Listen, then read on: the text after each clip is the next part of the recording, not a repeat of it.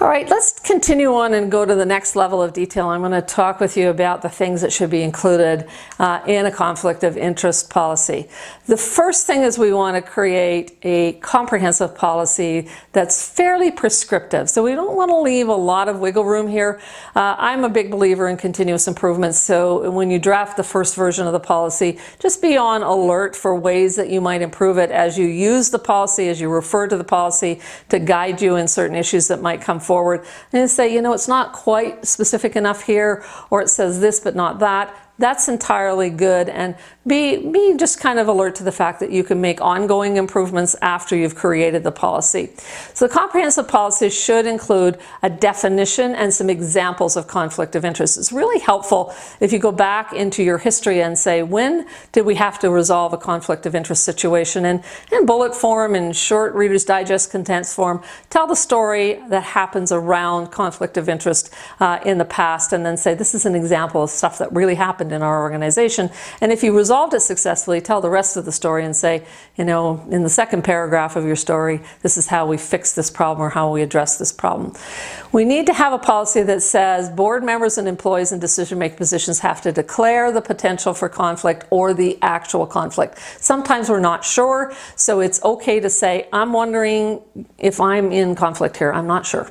That's fine. Or if you're talking about a colleague, you say, I'm just aware that my colleague Mary also sits on the board of ABC organization, and I'm wondering if there's a potential for conflict here.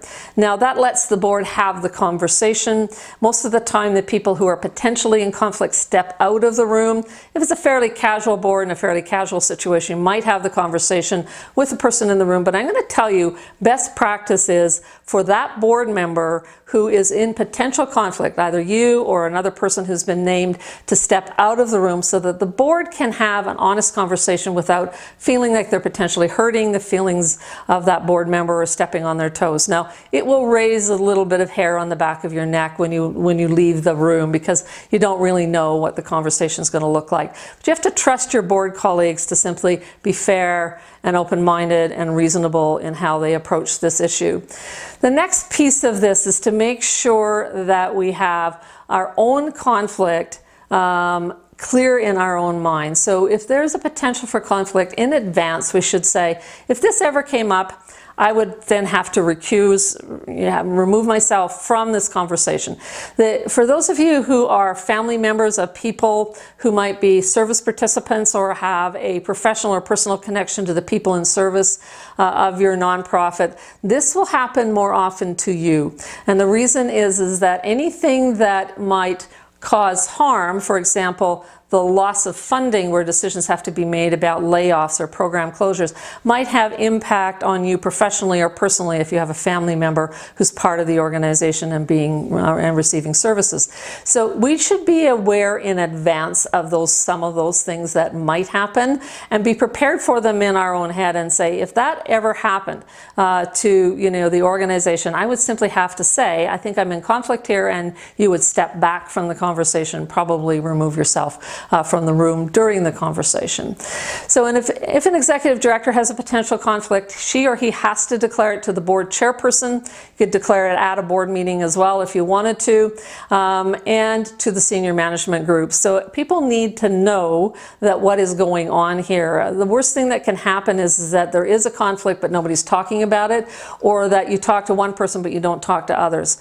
When I was in a clear conflict of interest over when I was a senior manager in a nonprofit organization, not the executive director, but a senior manager, it was obvious to me that it was a clear conflict. I talked to my executive director. She agreed that I was in clear conflict. And I simply said to my board, or to my colleagues on the management team, I'm in conflict on this, and so I just won't participate in this part of our management meeting. And I stepped back. I just left the room, went to the cafeteria, had a cup of coffee, and when they were done, they let me know, and I came back for the rest of the meeting.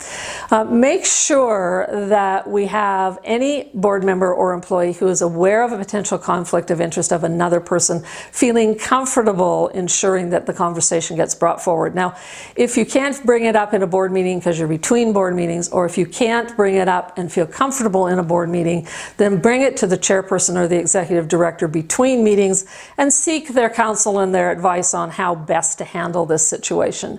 We need to make sure that we educate both our new members and our existing members about the policies of the board, and this is a good one to put on your board training agenda.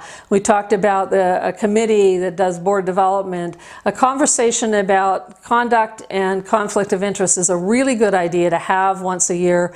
It certainly should be front and center in new board member orientation, and we want to make sure that we explore and address some real life examples of conflict of interest situations. All right, I just want to add a couple of extra notes. For the executive directors watching this or senior managers watching this, this lesson, I want to tell you that you need HR policies here that help prevent the problem of conflict of interest around the whole area of hiring. So we need policies that require open competitions, that make sure that we do interviews and references, and that the number of people that can be appointed or promoted inside the organization without due process is severely limited. So it's very unusual circumstances where we can bypass those policies, but executive directors who can just hire from outside the organization and appoint anybody they want without competition, without interview, without appropriate and due process, they get themselves in trouble. So we do have authority as executive directors, but we need to really be careful of the optics of that and how we use that authority and make sure we're fair and even-handed. And the other part of it is that the whole business of internal promotions without competition, we need to challenge ourselves on those things. So create some tight HR policies that prevent us from getting into tough situations around conflict of interest within the paid senior management group of the organization. And then the second note I want to make to you as we close out this lesson is that we need to create financial policies around tendering of contracts at a specific dollar value.